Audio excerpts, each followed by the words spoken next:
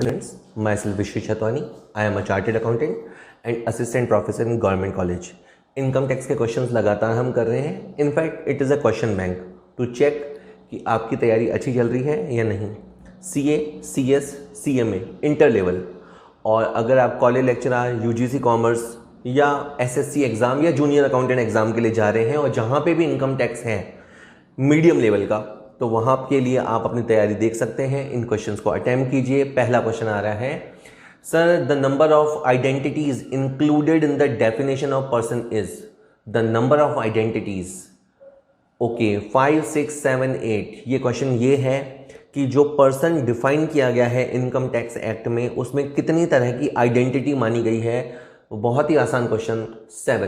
7 तरह के पर्सन्स माने गए हैं, और ये 7 तरह के पर्सन कहाँ हैं, कैसे हैं, अभी देख लेते हैं. सर 231 पर्सन को डिफाइन किया गया है सेक्शन 231 में, और ये हैं वो persons: individual, HUF, company, firm, AOP, BOI, local authority, and the last one is artificial judicial person. आप जानते हैं इंडिविजुअल तो आप और मैं हो गए, हिंदू अनडिवाइडेड फैमिली जहाँ पे कोई एंसेस्ट्रियल असेट्स हो, कंपनी वो जिन्होंने कंपनीज एक्ट में अपना रजिस्ट्रेशन करवाया हो 1956 में या 2013 में, फर्म आप जानते हैं partnership firm including LLPs, association of person कुछ लोग मिलकर काम करें रजिस्ट्रेशन ना कराएं तो AOP, जहाँ पे केवल इंडिविजुअल्स मिलकर काम करें तो BOI, लोकल अथॉरिटी, ठीक है, म्यूनसिपैलिटी, म्यूनसिपल कॉरपोरेशन, पंचायत समिति, लोकल अथॉरिटी, और आर्टिफिशियल जुडिशियल पर्सन जैसे यूनिवर्सिटीज़ जिनका एक अलग कॉन्स्टिट्यूशन होता है, RBI, और जो भी फेमस मंदिर वगैरह हैं वहाँ के देवी देवता, उन सब पे भी अगर टैक्स लगता है तो उनको रखा जाएगा आर्टिफिशियल जुडिशियल पर्सन में. चलिए सर अगला क्वेश्चन देखते हैं. क्वेश्चन 2 पूछता है, the process of adjustment of loss from a source under a particular head of income against the income from the other source under the same head of income is called. Well, options देख लेते हैं. Inter head adjustment, intra head adjustment, carry forward of losses या clubbing of income. Sir आप आराम से सुनिएगा इसको. देखिए 2 तरह के एडजस्टमेंट होते हैं. एक होता है इंटर सोर्स एडजस्टमेंट और एक होता है इंटर हेड एडजस्टमेंट. पहले समझ लें, अगर एक बिजनेस में लॉस है और दूसरे बिजनेस में प्रॉफिट है तो उसको अपन प्लस माइनस कर सकते हैं. इसे बोलेंगे इंटर सोर्स एडजस्टमेंट, और इसी का दूसरा नाम है इंट्रा हेड एडजस्टमेंट. बी वाला वर्डिंग, ठीक है. इंटर हेड अलग होता है, इंट्रा हेड अलग होता है. जब हेड सेम रहता है तो उसे कहेंगे इंट्रा हेड, ठीक है, और जब हेड अलग हो जाता है तो उसे कहते हैं इंटर हेड. सिंपल. सो वैसे तो टेक्निकली 2 तरह से बोलते हैं, inter source adjustment, inter head adjustment, पर इंटर सोर्स एडजस्टमेंट का ही दूसरा नाम है इंट्रा हेड एडजस्टमेंट. होप मैं आपको समझा पाया. और ये वही मामला था जैसे कह रहा है कि एक बिजनेस में लॉस हो दूसरे बिजनेस में इनकम हो, या एक हाउस प्रॉपर्टी में लॉस हो दूसरी हाउस प्रॉपर्टी में इनकम हो, तो सेम सोर्स हो गया inter source adjustment, also known as intra head adjustment. चलिए सर थर्ड क्वेश्चन कहता है, HUF of mister P consisting of himself, his wife and 2 son is assessed to X. Residential status of HUF बराबर non resident when. Options are, its management and control is wholly in India, its management and control is wholly outside India, the status of कर्ता is non-resident when the majority of the members are non-resident. बहुत ही अच्छा question है sir. जो HUF होता है, ठीक है, HUF को अगर आपको रेजिडेंट साबित करना है, आराम से सुनिए, अगर HUF को आपको रेजिडेंट साबित करना है तो थोड़ा या पूरा, पार्शली या फुल्ली कंट्रोल इंडिया में होना चाहिए. HUF को रेजिडेंट साबित करना है तो पार्शली या फुल्ली कंट्रोल इंडिया में होना चाहिए. इसका मतलब ये हुआ कि अगर आपको उसको नॉन रेजिडेंट साबित करना है तो फिर पूरा का पूरा कंट्रोल आउटसाइड इंडिया है. ठीक है सर.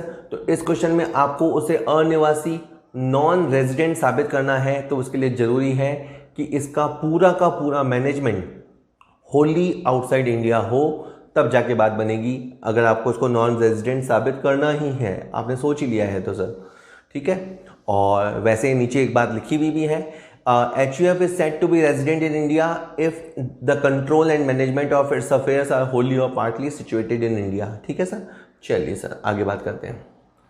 क्वेश्चन है, listed equity share will be treated as long term capital assets if they are held by the taxpayer for a period of more than dash dash months immediately preceding the date of its transfer.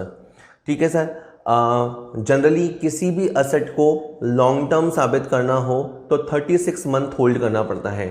Generally किसी भी asset को long term साबित करने के लिए 36 month का criteria है. लेकिन अगर बात है लिस्टेड इक्विटी शेयर्स की, एक ऐसी कंपनी के इक्विटी शेयर्स की जो स्टॉक एक्सचेंज पे लिस्टेड है, उसको आपने 12 महीने भी होल्ड किया तो उसे लॉन्ग टर्म असेट्स कहा जाएगा. तो लिस्टेड इक्विटी शेयर्स के केस में होल्डिंग पीरियड 12 महीने हो जाने पर वो asset long term capital assets मानी जाएगी. तो 12 महीने इसका आंसर हुआ. मैं एक टेबल आपको और देता हूँ, वो थोड़ी आप याद कीजिएगा, देख लीजिए. इमूवेबल प्रॉपर्टी के मामले में आपको 24 महीने देखने हैं. 24 मंथ से कम हो तो शॉर्ट टर्म, 24 महीने से ज़्यादा हो तो लॉन्ग टर्म. इमूवेबल प्रॉपर्टी यानी लैंड बिल्डिंग के मामले में.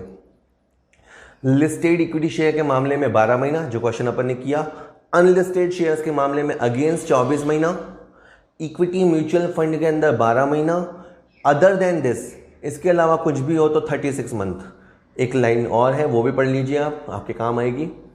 ये कहता है, वैसे तो हिंदी में पढ़ते हैं, वैसे तो टैक्स पेयर अगर 36 महीने के लिए होल्ड करता है तो लॉन्ग टर्म एसेट माना जाता है. लेकिन जहाँ तक इक्विटी शेयर्स की बात है जो कि लिस्टेड है, चाहे वो इक्विटी शेयर हो चाहे प्रेफरेंस शेयर हो, equity oriented mutual funds, listed debenture, zero coupon bond and government securities.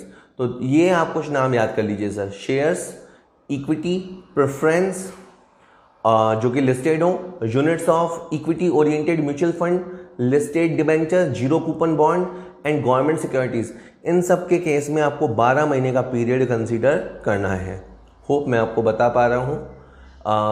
Next है, dash dash paid by the government of India to a citizen of India for rendering services outside India is exempted under section 10(7). Well, कौन सा word वहाँ पे fit होना चाहिए? Salary paid by government, allowances and perquisites, both A and B, none of the above. Answer होगा sir allowances and perquisite. बहुत ही important question है कि अगर गवर्नमेंट ऑफ इंडिया भारत के नागरिक को विदेश में सेवाएं देने के लिए अलाउंसेज एंड परक्विजिट्स देती है तो वो एग्जेम्प्ट होते हैं. ठीक है, वो एग्जेम्प्ट होते हैं. बाकी कहानी वो सोचने की ज़रूरत ही नहीं है. Income accrued outside India, received outside India, ये वैसे ही एग्जेम्प्ट है. 10(7) इसका सेक्शन है. मैं इसकी 4 कंडीशन आपको बता देता हूँ. इनकम ऐसी होनी चाहिए जो परक्विजिट और अलाउंस के फॉर्म में हो और सैलरी हेड में आती हो. इसका जो पेमेंट है वो इंडियन गवर्नमेंट करती हो. इसको जो पाने वाला है वो बंदा इंडियन सिटीज़न हो. और साथ ही साथ मेन बात है कि सर्विसेज जो हैं वो आउटसाइड इंडिया रेंडर हो. अगर ये सारी कंडीशंस पूरी होती हैं तो धारा 10(7) के तहत ऐसे अलाउंसेस एंड परक्विजिट्स एग्जेम्प्ट होंगे. चलिए सर अगला क्वेश्चन देखते हैं.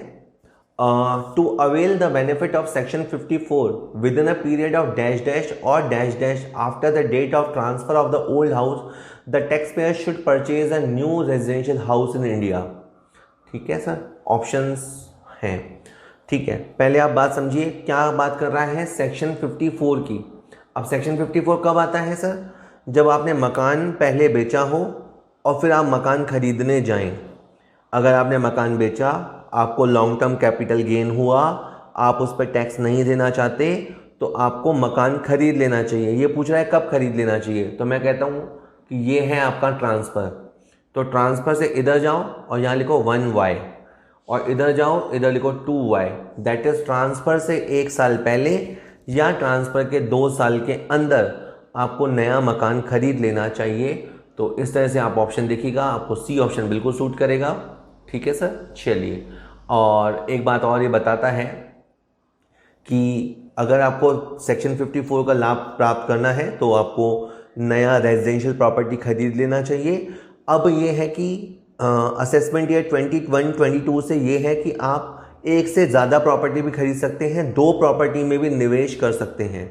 सेक्शन 54 का एग्जेम्पशन अब तब भी मिलेगा जब आप एक की जगह 2 प्रॉपर्टियां खरीदेंगे तो भी आपको बेनिफिट मिलेगा. चलिए अगला क्वेश्चन देखते हैं। अगला क्वेश्चन कहता है after claiming benefit under section 54 if new house is transferred within a period of dash dash from the date of its acquisition or completion then the benefit granted under section 54 will be withdrawn. ठीक है, तो देखो कई बार क्या होता है जब हम इनकम टैक्स पढ़ते हैं तो अपन आधा नियम याद करते हैं। आधा नियम अभी मैंने बोला वो बोलता हूँ, पहले ऑप्शन देख लीजिए इसके। हाँ, तो आधा नियम ये है कि अगर आपको सेक्शन 54 का बेनिफिट लेना है, लॉन्ग टर्म कैपिटल गेन पे टैक्स नहीं भरना है, तो आपको नया मकान खरीद लेना चाहिए या बनवा लेना चाहिए। साथ में ये नियम भी है कि फिर आप उसका लॉक इन पीरियड है 3 ईयर्स, उसका लॉक इन पीरियड है 3 ईयर्स। व्हाट इट मीन्स कि आपने बेनिफिट लिया वहाँ तक ठीक है, लेकिन फिर आपको उस असेट्स को कम से कम 3 साल अपने पास होल्ड करना पड़ेगा। आप 3 साल से पहले उसे नहीं बेचेंगे। अगर पहले बेचेंगे तो क्या होगा, आपका जितना अभी बेनिफिट, जितना आपको एग्जेम्पशन मिला है उतना वापस से टैक्सेबल कर दिया जाएगा। उसका कैलकुलेशन का एक खास तरीका होता है, बस समझिए ये आपकी एग्जेम्पशन एक तरह से कैंसिल हो जाएगी। ओके, चलिए, तो 3 साल का लॉक इन पीरियड है, आपको याद रखना है। ठीक है, ये बात बोल दी है मैंने। आगे, Mr. P, who is entitled to a salary of 10,000 per month, took advance salary from his employer for April and May along with the salary of March. On 31st March 2019, gross salary for P for assessment year 1920 shall be, well, किसी person की salary है 10,000 रुपये महीना, तो 12 महीने में उसकी salary हो गई 1,20,000, ये तो हो गया। लेकिन इसने क्या किया, जब वो मार्च की सैलरी ले रहा था तो उसने अप्रैल की सैलरी और मई की सैलरी भी ले ली, एक तरह से एडवांस सैलरी ले ली। तो क्वेश्चन उठता है कि क्या इस एडवांस सैलरी पे भी टैक्स लगेगा, क्या इसे भी इनकम माना जाएगा? तो आंसर है यस। ठीक है सर, इसमें आपको अकाउंटेंसी के रूल नहीं लगाने हैं। सैलरी हेड का एक रूल होता है, ड्यू और receipt which ever is early. अभी आपको तनख्वाह ड्यू नहीं हुई है लेकिन रिसीव हो गई है, तो एडवांस सैलरी भी आपकी इस साल की सैलरी में जोड़ी जाएगी। हालांकि एक बात और मैं बता दूं, चूंकि इस साल की सैलरी में जोड़ दी गई है तो फिर अगले साल आपको केवल 10 महीने की सैलरी लिखनी पड़ेगी, लेकिन वो अगले साल की बात है। अभी के लिए समाचार ये है कि 14 महीने के बराबर की सैलरी टैक्सेबल होगी, 12 महीने की नेचुरल सैलरी और 2 महीने की एडवांस सैलरी। याद रखिएगा, हमेशा का ये रूल याद रखिएगा, salary income is chargeable to tax on the due basis or receipt basis whichever is earlier. ये इसका चार्जेबिलिटी का बेसिस है सर। अगला question, given is the information related to a house, municipal value 75,000, fair rent 90,000, standard rent 80,000, actual rent 10,000 महीना, municipal taxes paid by the owner is 20% of municipal value और unrealised rent is 40,000 रुपया, ना वसूल किया गया किराया, अच्छा यहाँ 20,000 लिखा हुआ है, 20,000 मान लीजिए इसे, और इसका आपको एनुअल वैल्यू बताना है। ठीक है, काफ़ी धीरे धीरे क्वेश्चन आ रहा है, चलिए मैं बताता हूँ। आप देखते ही समझ गए, यह हाउस प्रॉपर्टी का क्वेश्चन है और हाउस प्रॉपर्टी में पहले म्युनिसिपल वैल्यू या फेयर रेंट देखते हैं। तो आपको 75 और 90 में से 90 सेलेक्ट करना है। ठीक है, ये जो आपने सेलेक्ट किया उसे आपको स्टैंडर्ड रेंट से कंपेयर करना है। स्टैंडर्ड रेंट 80 है तो आपको 80 लेना है। ठीक है, यानी आपका जो वैल्यू आया म्युनिसिपल वैल्यू और फेयर रेंट वो स्टैंडर्ड रेंट को क्रॉस नहीं कर सकता, तो आपको स्टैंडर्ड रेंट यानी 80,000 पे रुकना पड़ेगा। अब आपको एक्चुअल रेंट निकालना है। आपका एक्चुअल रेंट है 10,000 रुपया महीना, तो आपका एक्चुअल रेंट हुआ 1,20,000, 120,000, लेकिन 120,000 में से 20,000 आपको वसूल नहीं हुआ है, ये 20,000 कर लीजिएगा, 20 आपको वसूल नहीं हुआ, तो आपका एक्चुअल रेंट हो गया 1,00,000। तो 80,000 और 1,00,000 में से आपका सेलेक्ट हो गया 1,00,000 रुपये। अब तक का 1,00,000 रुपये सेलेक्ट हो गया। अब आपने म्युनिसिपल टैक्स अगर पे किए हैं, ओनर ने पे किए हैं तो वो लेस होंगे। म्युनिसिपल टैक्स जो पे हुए हैं वो है 20% ऑफ द म्युनिसिपल वैल्यू। खाली 20% लिखा होता तो भी इसी का निकालते। तो 75,000 का 20% होता है सर 15,000 रुपये, तो 15,000 रुपये म्युनिसिपल टैक्स का लेस हो जाएगा। फाइनली आपका 85,000 आ जाएगा। ये है सर इस क्वेश्चन का gross annual value. No, it's a net annual value, net annual value. ठीक है, सो जल्दी जल्दी स्टेप दोहराएं। म्युनिसिपल वैल्यू फेयर रेंट में से बड़ी वैल्यू लो, इस बड़ी वैल्यू स्टैंडर्ड रेंट में से छोटी वैल्यू लो। एक्चुअल रेंट देखो, एक्चुअल रेंट देखते समय अनरियलाइज रेंट को लेस कर दो। जो आएगा, जो रिजल्ट आएगा उसे बोलेंगे GAV, ग्रॉस एनुअल वैल्यू। उसमें से जितना म्यूनसिपल टैक्स पे किया है उसे लेस करो और उसके बाद आपका NAV आ जाएगा। NAV वैसे फाइनल आंसर नहीं होता, उसके बाद एक दो चीज़ें और कैलकुलेट होती हैं। अभी के लिए NAV या खाली एनुअल वैल्यू बोलते हैं 85,000 आ गया है, ये आंसर होगा। ठीक है सर, ये आंसर 85,000 ठीक है। और एक क्वेश्चन और देखते हैं। Mister P purchased a residential house property in Ahmedabad on loan for which he paid an interest of 50,000 रुपया during the previous year. He is working in Delhi and getting an HRA of 4,000 रुपया per महीना.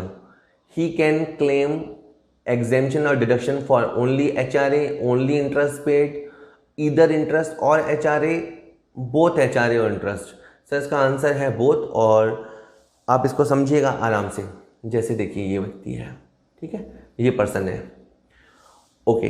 अगर आपको HRA मिलता है, ठीक है, HRA मिलता है और आपको इसकी एग्जेम्पशन लेनी है तो ज़रूरी है कि आप रेंट पे करें। अगर आप रेंट पे करेंगे तो आपको HRA में एग्जेम्पशन थोड़ा बहुत मिलेगा कैलकुलेशन करके, ठीक है। अब अगर व्यक्ति रेंट पे रह रहा है, इसका मतलब जनरली माना जाता है कि उसका खुद का मकान नहीं है।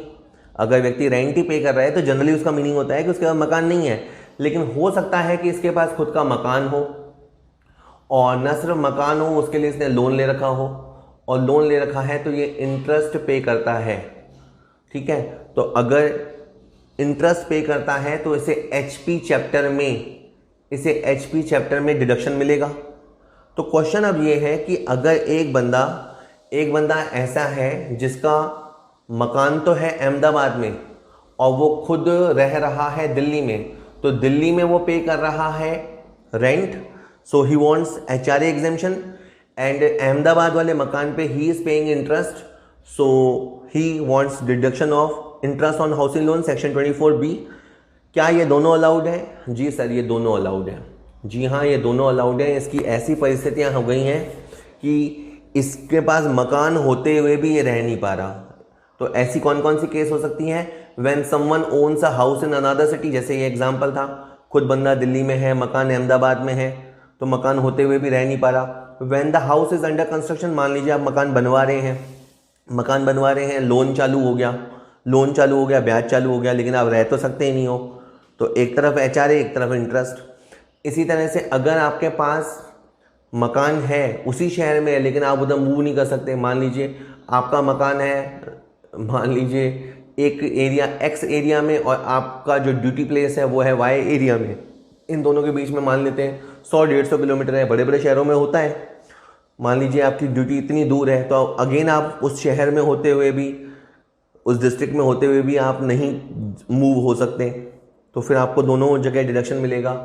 और कई बार क्या होता है कि आपका जो मकान होता है उसे आप किराए पे चढ़ा देते हो और खुद किराए पे रहने लग जाते हो, ऐसी स्थिति भी होती है। अगेन वही वर्किंग प्लेस का चक्कर होता है, वर्किंग प्लेस नज़दीक लेने के चक्कर में आप खुद आसपास रेंट पे रह लेते हो और जो अपना मकान है वो आप किराए पे चढ़ा देते हो। तो बात कुल मिला के ये है कि मकान होते हुए भी अगर कोई बंदा किराए पे रहता है, ऐसी कंडीशंस हो सकती हैं, और ऐसी कंडीशन होने पे HRA एग्जेम्पशन भी मिलेगा और इंटरेस्ट के रिगार्डिंग HP वाला डिडक्शन भी मिलेगा, नो प्रॉब्लम इन दैट। अगला क्वेश्चन आता है आपके सामने, short term capital gain not covered under section 111A is exempt taxable at the rate 15%, taxable at the normal rates applicable to all the assessee, none of the above। आप sir इसका answer सोचिए। Generally क्या होता है sir, जो कम पढ़ने वाले बच्चे हैं वो क्या करते हैं, जैसे ये इन्होंने देखा सेक्शन 111 है, घर से याद करके गए थे 15% और आंसर लगा दिया 15%, जबकि इसमें पूछा है sorry short term capital gain जो 111A से कवर नहीं होता है। यानी STCG दो तरह का होता है, एक तो नॉर्मल और एक स्पेशल। स्पेशल STCG तो ये वाला होता है जो इस सेक्शन में आता है, वो तो स्पेशल STCG होता है जिसमें 15% टैक्स होता है। लेकिन जो नॉर्मल STCG होता है वो आपकी नॉर्मल टोटल इनकम का पार्ट बनता है, यानी उसकी कोई फिक्स रेट नहीं है, वो तो डिपेंड करेगा आप किस स्लैब में है, 5 वाले में है, 20 वाले में है, 30 में है, उस पर डिपेंड करेगा। तो he is asking about normal STCG। मैं ये कहना चाहता हूँ कि 100 क्वेश्चन का अगर पेपर है तो 2-3 क्वेश्चन तो अपन केवल अपनी लापरवाही से गंवा देते हैं, क्योंकि अपन जैसे एक आदत इसकी होती है कि सोशल मीडिया पे अपन मैसेजेस पढ़ते हैं तो बहुत जल्दी से गो थ्रू कर लेते हैं, क्योंकि अपने को बहुत सारा आया हुआ होता है मैसेजेस, तो बहुत जल्दी जल्दी देखने की आदत पड़ जाती है, तो एक ऊपर से देखने की आदत पड़ जाती है। तो आप कंपटीशन एग्जाम में जाते समय इस बात का आप ज़रूर ध्यान रखिएगा कि आपको क्वेश्चन को बहुत ध्यान से पढ़ना है, जल्दी और एक्यूरेसी के साथ पढ़ना है। क्वेश्चन ये था कि ऐसा STCG जो 111A से कवर नहीं होता हो तो वो होगा नॉर्मल रेट से टैक्सेबल, दैट इज असेसी जिस कैटेगरी में बिलोंग करता होगा उस रेट से वो टैक्सेबल होगा। चलिए अगला क्वेश्चन देखते हैं। क्वेश्चन अगला कहता है sir, tax payable by a resident individual if he has long term capital gain of 260,000 but has no other income is. बहुत ही अच्छा क्वेश्चन है। ये कहता है कि अगर किसी के पास 2,60,000 का LTCG हो और बाकी कोई इनकम ना हो, तो मान लीजिए कोई आदमी है उसके पास कोई इनकम नहीं है, केवल 2,60,000 का LTCG है, तो आपको ये देखना पड़ेगा कि ये बंदा कौन है। क्या ये रेजिडेंट है?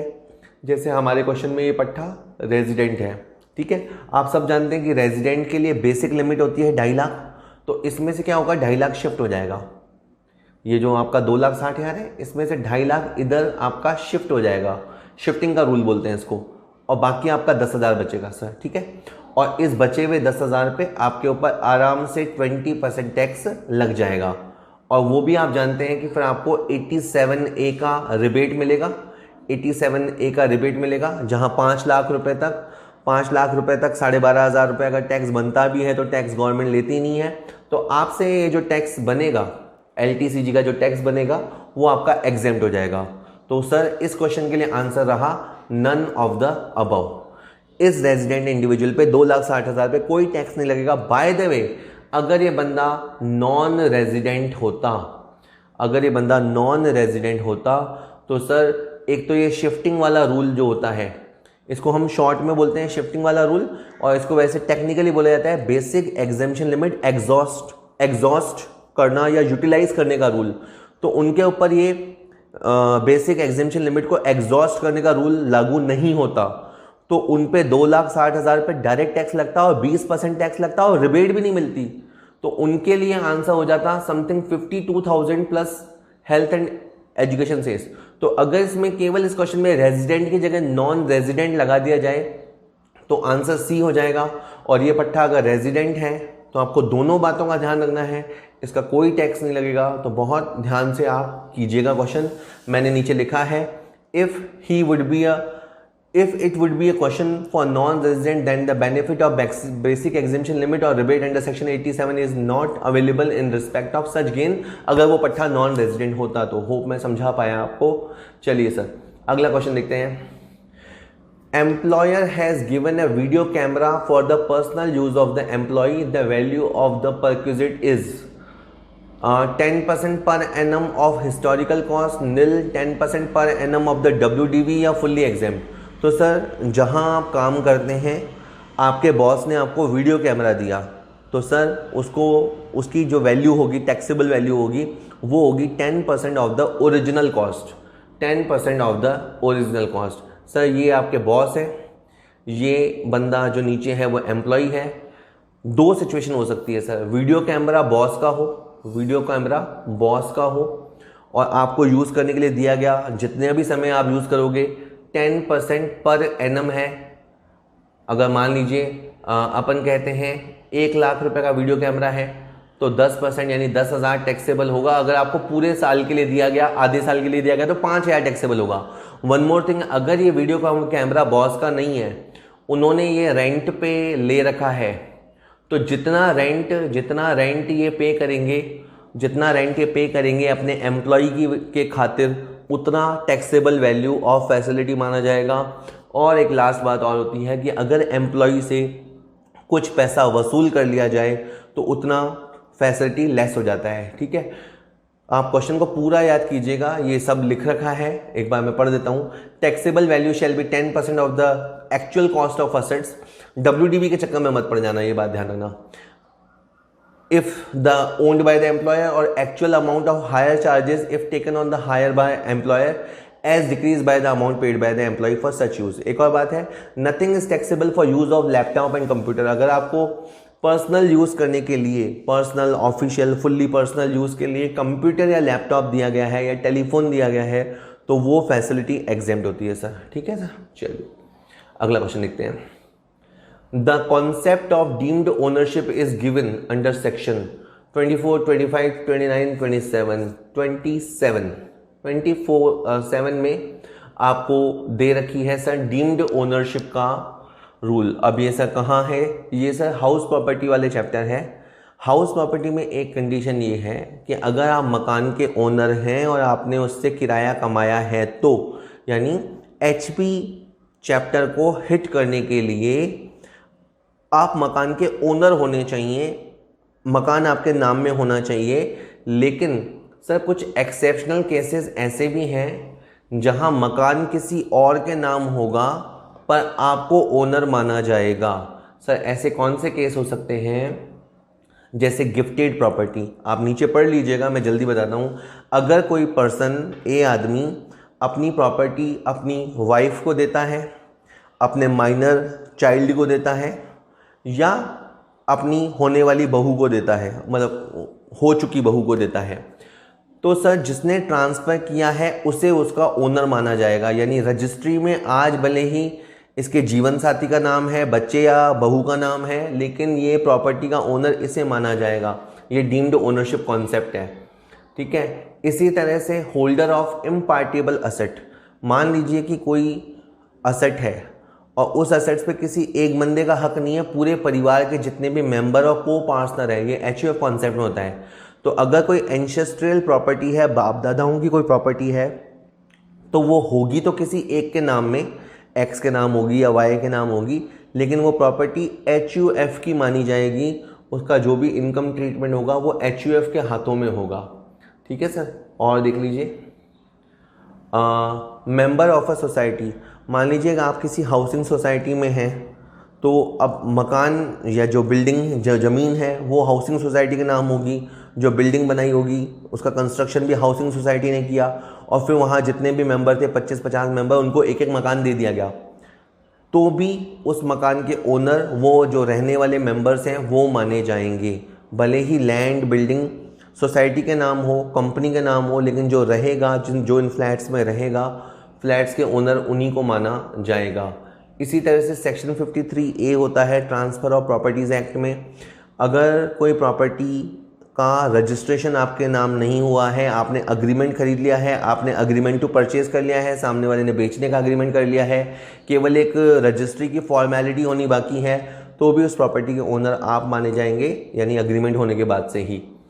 इसी तरह से लॉन्ग टर्म लीज होल्डर, अगर आपने 12 साल या 12 साल से ज़्यादा की लीज पीरियड के लिए कोई प्रॉपर्टी ली है, तो वैसे तो आप किराएदार हैं, आपकी हैसियत किराएदार की है, लेकिन ये लीज टर्म इतना बड़ा है, 12 साल से ज़्यादा का समय है, तो आपको प्रॉपर्टी का ओनर मान लिया जाएगा। तो ये सर डीम्ड ओनरशिप का कॉन्सेप्ट है, सेक्शन 27 में गिवन है, हाउस प्रॉपर्टी में काम आता है। एक क्वेश्चन और है, in case of electricity company charging depreciation on straight line method basis on a single assets if such asset is sold for a price less than its WDV, इन्होंने बेचा है less than its WDV, then the assessee shall be chargeable for balancing charge, terminal depreciation, capital gain reduce from the block of asset. बहुत ही अच्छे option दिए हैं, लेकिन आपने सर इसको कम कीमत पे बेचा है ना, तो आपको लॉस होगा, और इस लॉस को नाम दिया जाएगा, टेक्निकल नाम दिया जाएगा टर्मिनल डेप्रिसिएशन। अगली स्लाइड में मैं आपको 3 केस बताता हूँ, आपको 3 नाम याद रखने हैं, balancing charge, terminal depreciation, capital gain. कब क्या होगा देख लेते हैं सर। चलिए आ जाते हैं, एक सेकेंड सर। अगर ये पहले सारे आ जाएं फिर मैं समझाता हूँ आपको आराम से। देखो, अगर कोई प्रॉपर्टी है, उसकी कॉस्ट है 80,000, पावर सप्लाई कंपनी के पास कोई असेट है, उसकी कॉस्ट है 80,000 और उसकी WDV आफ्टर डेप्रिसिएशन हो गई है 55। अगर आपने उस चीज़ को 35 में बेचा, तो आपने कम वैल्यू पे बेचा, तो आपको लॉस हुआ, और इस लॉस को नाम देंगे टर्मिनल डेप्रिसिएशन। इजी। सेकंड, अगर आपने इस प्रॉपर्टी को 55 वाली प्रॉपर्टी को 65 में बेचा तो आपको 10,000 का प्रॉफिट हुआ, और इस 10,000 के प्रॉफिट को बोलेंगे बैलेंसिंग चार्ज। ये भी समझ में आता है।